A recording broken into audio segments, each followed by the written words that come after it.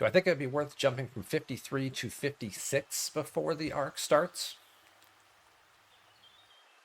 All right. Well, in order to answer that question, I guess we need to talk about what's coming up in the arc. Because there were some announcements. There was a patch notes or a preview notes from Hammy that went out yesterday. There might have also been some things spoiled from the VIP news magazine that was also released over the weekend. Did I hit a milestone at least? Yay, we hit a milestone. Okay, good. Let me just zap some Klingons here again, and we will pull this on over. So let's take a quick peek. So we've got a brand new faction coming, available to commanders 55 and above. So basically, if you're 50 and below, you don't even have this new arc, right? You're still doing the mid ops content, which I can tell you is basically it's a rerun of a piece of content from 2025. So previously we've seen them do like things with like the Borg and using the Talios and things like that. The mid ops arc is a great arc from 2025 that's coming back that will help boost sourcing for some of that content that lower ops players might struggle with just because of the whole concept of the loop and the mechanic and the timeline around it. This is helping to accelerate that a little bit. So mid ops players are going to be very happy with what they have to work on. Higher ops players, well, if you're 51 to 54, you're kind of in no man's land because you're not getting the lower arc and you can't do all the new Maverick stuff, which is tied to the new arc. So basically, you're just going to have like battle pass events. And most of everything else that's going to be tied to doing all of the stuff for the Maverick faction, you're going to miss out on. And since we know sourcing is better the first time around, yes, if you're in that limbo range, you might want to go to 55 if you can, but at the same time, don't accelerate your game if you don't feel comfortable with it. This content's gonna be here forever. This is a whole new faction with a new faction store and everything like that. It's gonna be there for a while. So don't feel pressured like, oh, I'm 53. I guess I better level up to 55 right now and put yourself into an awkward situation where now you have trouble doing your dailies and killing your hostiles and killing your V'ger things because now you went up 2 levels. So if it's going to make you a big inconvenience, I would say no. If you're just camping at 53 because you're just like, I'm waiting for an event so I can spend some materials to level up, spend them now. Spend them this weekend. Take whatever little bits you get from the events that are going on, the Ilia shards or whatever, get to 55 so you can participate in the new content. Whole new faction, right? Whole new faction coming. You'll get a gift chest. You'll complete that to get this warp dive mission. And then you'll build the warp dive bar. I see what they did there. Warp drive, warp dive, dive bar. Haha, it's like a Wheel of Fortune before and after puzzle. Once you have this unlocked, you can participate in stuff. Now, I'm just going to give you all a friendly piece of advice right now. When you finish the first gift mission and get the building unlocked, any other missions that are available, like in the holodeck or wherever else they come from, do them right away. All the missions for this month that normally people just kind of leave out there and they're like, oh yeah, there's an event, I'll get to them before the end of the month. Do them right away. Just do them right away. That's all I can say. Just do them right away. Once unlocked, you have a new task system with rotating weekly solo and alliance objectives tied to the first contact loop. Okay, we've just spoiled our theme. First contact loop. Bam, there's your theme. Solo and alliance objectives, we'll talk about those in just a second. Kind of akin to Alliance Tournament 2.0, right? There's weekly events. There's some you do by yourself. There's some you do where you cumulatively score with your alliance towards, like, you'll do something, but it's a solo leaderboard and an alliance leaderboard kind of thing, or solo SMS and an alliance AMS, basically. is what these objectives are, and we'll look at those in a minute. Completing milestones gets you credits and gets you reputation. You're unlocking rewards, including ship parts, building materials, epic artifacts. There's a whole bunch of new artifacts coming. And Zephram Cochrane. There's your second spoiler, Easter egg, for your first officer this month that we're revealing. Zephram Cochrane. If you didn't get the theme already by them mentioning First Contact, well, perhaps Zephram Cochrane will give you another clue as to what the theme is this month. Faction Store features a dedicated interface with 2 tabs, a Store tab, as you can see here in the picture, a Store tab, and a Task tab. And if we go down here and we look at some of the tabs, you'll get this currency, you'll spend it, here's your do this solo, and you can get to these different milestones by completing and making progress by doing things repeatedly, kind of the same way you do with the challenge task, right? You do your events every day, you hit milestones, it helps you individually. Scoring points and people completing milestones also helps the alliance tasks too. So then you get different points and different milestones. I don't know what the gold bar here at the end is. I don't know if this is like the challenge track where this is a paid feature or this is just a heroic stretch goal. I don't have any details on that.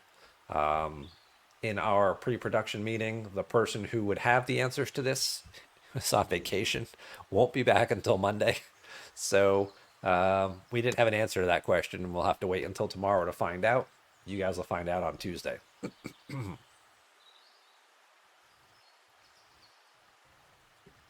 All right, what else do we have? System includes both Alliance and solo tasks. Tasks rotate weekly to the Ark's Borg invasion theme. Well, there it is, just in bold letters for you. Noted that while some Alliance tasks require participation, faction reputation progress is tracked individually. So there you go. And if we scroll down a little bit, you can see that there's 3 Alliance tasks and 3 solo tasks that'll be available each week. And they do give us some more details, so we're going to scroll down to that here. But first, solo versions require a Maverick task key earned by upgrading the warp dive bar. So that's upgrading the building. All tasks reset every Monday.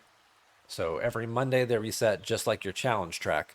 So the first week will be slightly disadvantaged because there's fewer days. However, there may be a gift chest that might give extra credits in the first day to kind of make up for that. So everyone might get a milestone because we're all losing a day by missing out on Monday. 3 research nodes in the new Maverick research tree improve task efficiency and rewards. So here's your 3 researches. These are, let's call them what they are. They're primes. I don't know if there's a free-to-play path for these. I'm going to assume not at the beginning. I'm going to assume these are being traded like primes. Could be wrong. Hopefully I'm wrong. But the way they're calling these out separately like that, this smells like a prime. Okay. What are your weekly tasks? Destroy new Conqueror Borg solo armadas. So these are new solo armadas. And I will tell you that they do have some very specific requirements in terms of what you have to bring in order to do them. So please make sure you pay attention to what the requirements are, because it is an instant failure if you don't meet the requirements. Like how the Zindi armadas were, right? Like if you didn't have burning or you didn't have assimilate or something like that, you basically got your ass kicked unless you were like so far overpowered. These ones, it doesn't even matter what your power level is. If you don't have the specific things that you need, that it tells you right on the screen, if you do not have this death ray fires and kills you. So make sure you pay attention to that and bring the requirements. Otherwise, you're toast. It's not even like, I'll just bring my cube. It's like 500 billion power, my G7, whatever. That's 1 trillion power. It's like, yeah, if you don't have the requirements, it does not matter. You just die. So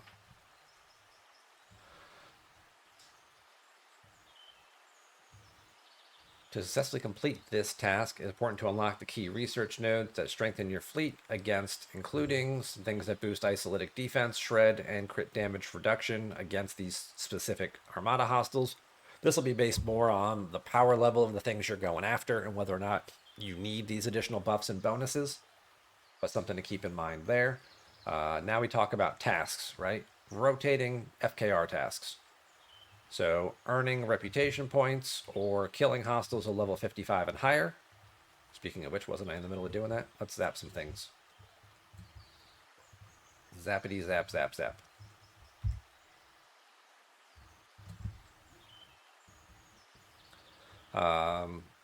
There's also rotating hostile tasks to killing the most recent loops, right? Augment, Transigen, Aggregation, and V'ger hostiles. So these all keep rotating. Then you come down to the store. Well, we can see that there's, looks like some missions or something in here. Here's your Conqueror solo armada directives. Obviously the things you're going to kill, you're going to get these credits.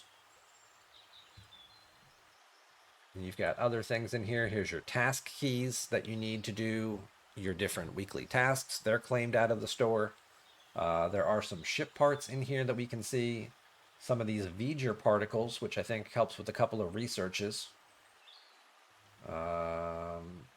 Dauntless prototype data. This also helps with this is the research, not the ship upgrade stuff. Recon Locus schematic is for the building. This is aggregation for the building. Transigen Forge for the building. More of the artifact converters, which you can purchase in here. And then we see at the bottom, they kind of cut it off, but you can see the Phoenix Thruster, which is a new artifact. Hey, JB, good to see you. The Phoenix Cockpit, which is spelled wrong, which is also an artifact. Crash and Burn, Jukebox, which is also an artifact. Cochrane's Music Disc, which is an artifact. Something about Zephyr. Oh, yeah. FCM is the group, right? Zephyr Cochrane. That's your officer shards. All of the officer sourcing for him comes from this store. He's not sourced through any events or anything like that this month, at least. Maybe they might do events for him later, like they've gone back and done some other officers further down the road. But this is his primary sourcing, and we can also see Strange New Worlds, Scotty, Black Ops Mbenga, and Villain Win Adami are also sourced through here. And I'm pretty sure that they also mentioned, yep, Ducat is also listed in there as well. So you've got 4 recent officers that have no dedicated sourcing that now do. This has been added to that. And here you can see that they do break out the different artifacts that are being revealed. You do have to have your faction rep to a certain rank to be able to unlock them. And you can see what they do here. This one boosting your away team research efficiency. Not bad. This one boosting your aggregation hostile loot. Okay, maybe that might be helpful. Typo. In increasing. Phoenix Thruster, increasing scrapping speed by 250%. Well, that's interesting. Why would they be boosting scrapping speed? What's coming soon? I don't have a date. I don't know anything. Just saying, we're giving you an artifact and the opportunity to start increasing your scrapping speed even further. Might be a reason for that. Damage output against players up to 7,500%. Well, more whales. Speaking of whales, hi Jason V-neck. I'm gonna V-whale your way right here with this PvP booster. And then we see Cochrane's Music Disc, which boosts isolytic damage against the open armadas, which are the G7 ones that were just released. Additional rewards, new currencies from the faction store, use for research progression, and task keys to unlock the tasks. Yep. Boost your faction, get leveled up, forge your legacy with Zephyr Cochrane. So that's kind of your quick rundown, right? And I think the VIP magazine also spoiled who the other officer is this month, which I think DJ then spoiled yesterday. If you guys saw it all, you can type it in the chat, and then I can't just tell you who it is, but if you want to type it in the chat who the other officer is, I can be like, wow, that's who the other officer is?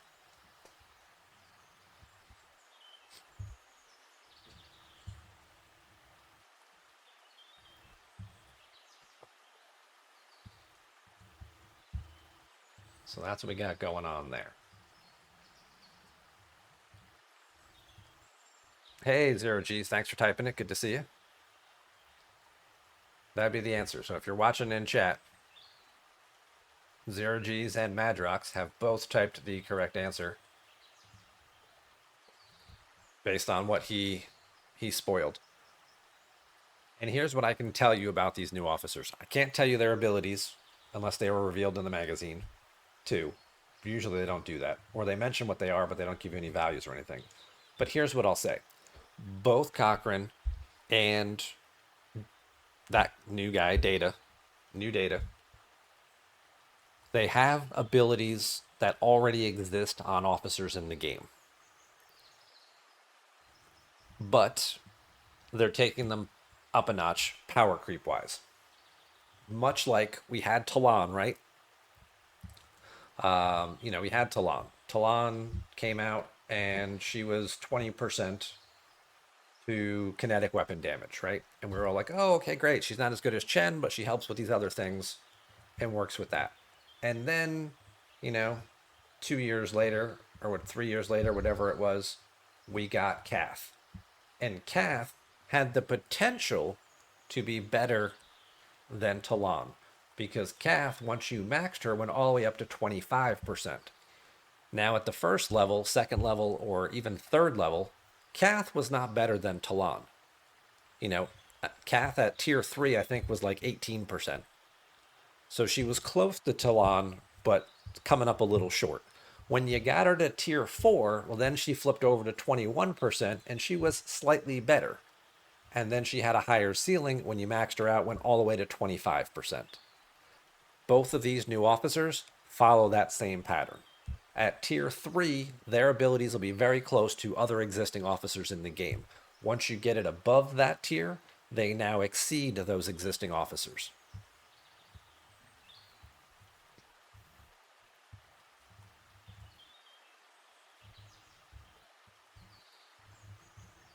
You can see it in Hammy's video. Oh, okay. Well, let's go look at Hammy's video.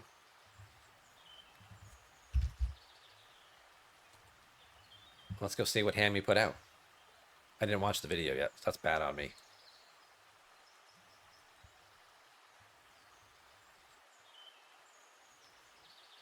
Let's go to Star Trek Fleet Command.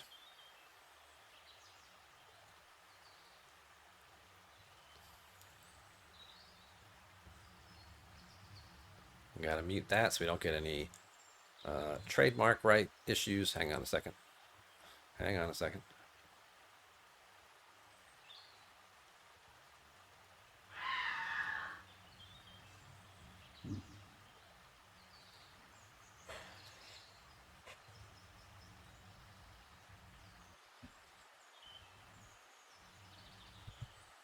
Stop talking.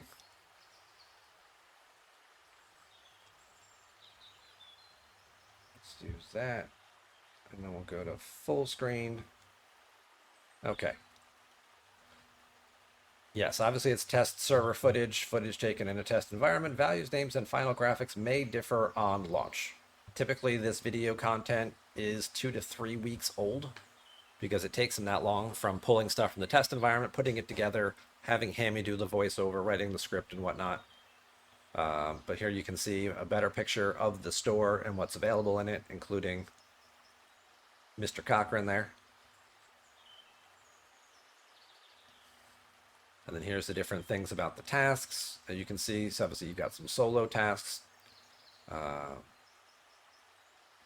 solo version of a task as well as an alliance version. So you're doing individual progress being tracked here. And then your alliance is also getting credit for each task you complete. So that's kind of how that works. Your new faction will be down here at the bottom, most likely.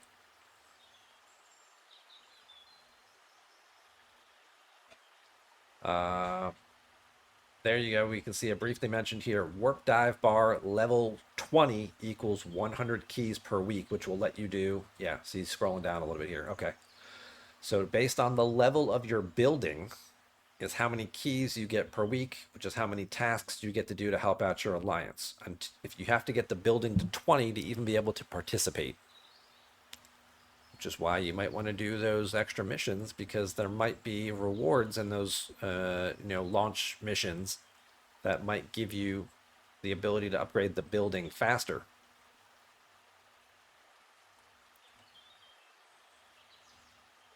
And then once you get your building up even higher, now you're talking about being able to do multiple tasks per week.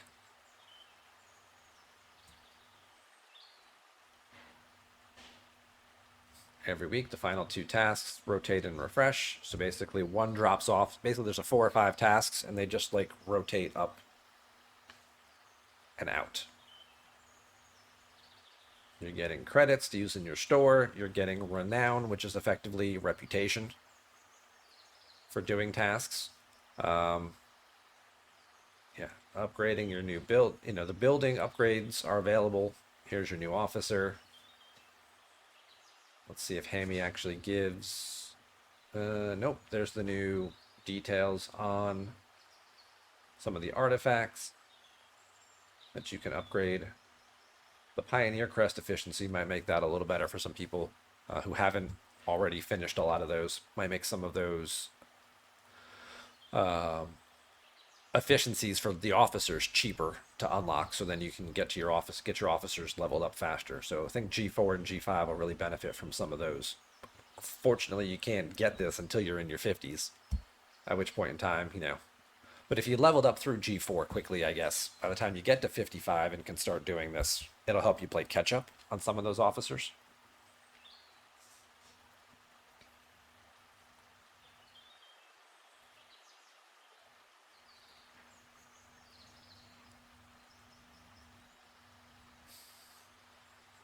And here we're talking about some of the levels of the building. The building research buff, the building upgrade buff, which is a cool little building, by the way. Looks like the little encampment from First Contact. Gives your FKR ships isolytic damage bonus against the new Conqueror solo armadas. So it's only helping your FKR ships and trying to help improve them and make them more useful in these particular things. So that way the players who have just skipped over them and just used their relativity and their GS31 and things like that will not be getting the benefits when fighting the new hostiles, the new armadas. Now that might not make a difference because building an FKR ship and leveling it up requires a great deal of resources. You might just want to just be like, you know what? I'll just punch down. It's okay. If I need this bonus to make a difference so my FKR ships that I haven't built can hit, a 63 armada, or I can use my relativity and my GS31 and just hit like a 60 armada. I don't even know if those are the right levels, but you get the idea. Like, it might just be more cost effective to just punch down.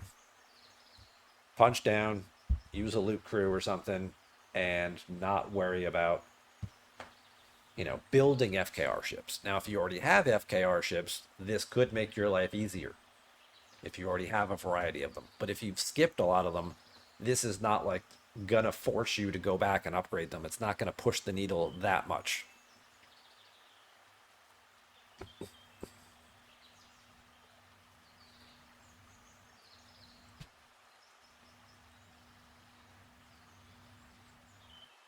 He's doing a task. Oh, there we go. If you freeze frame it on Mr. Cochran here, he has an officer ability, increases isolytic cascade damage by X%. I don't know what does it say. He's lieutenant. He's tier 2 there, so it's 100% against group armadas, and it looks like taking him to tier 3 is going to go up to 140% if those values hold. Gwen DeMarco maxes at 150% isolytic cascade damage. So at tier 3, if this value is accurate, he'd be 140%, very close to what Gwen DeMarco does. And then potentially having a higher ceiling than her as you proceed forward. Below deck ability on round start repairs X percentage of hull damage taken in the previous round of combat against all armadas. So again, a very similar ability to what Pick Hugh has, but only working against armadas. However, possibility that means you could use them both. If your armadas are really a problem and you're having trouble killing them, throw him below deck, get extra hull repair. Again, values all subject to change.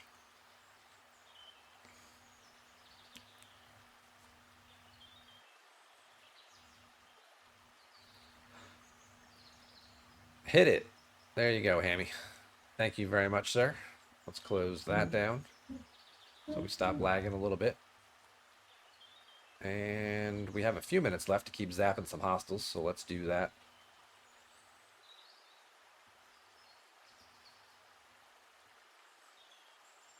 Okay, let's catch up on chat now that we've kind of walked through all of that. And that's what we know so far about the new content.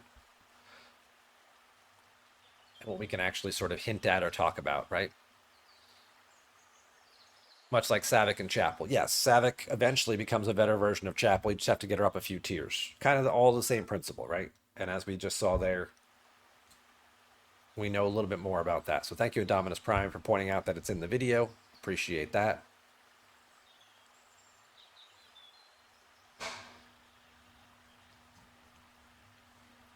Was that a scream in the background? Probably, because, you know, the grandkids are always running around the house doing something somewhere, so...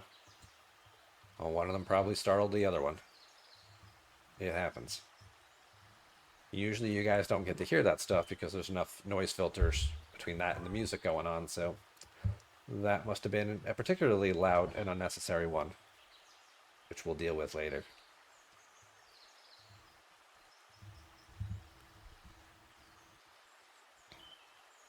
Yeah, values could certainly change before official launch and release. We'll have to wait until we see them actually implemented in the game tomorrow to know for sure what the final result is going to be. You can only do one task a week. Well, when your building is at level 20, you can do one task per week. You can get it up to 30, you can do a second task. You get it up to 40, you can do 3 tasks.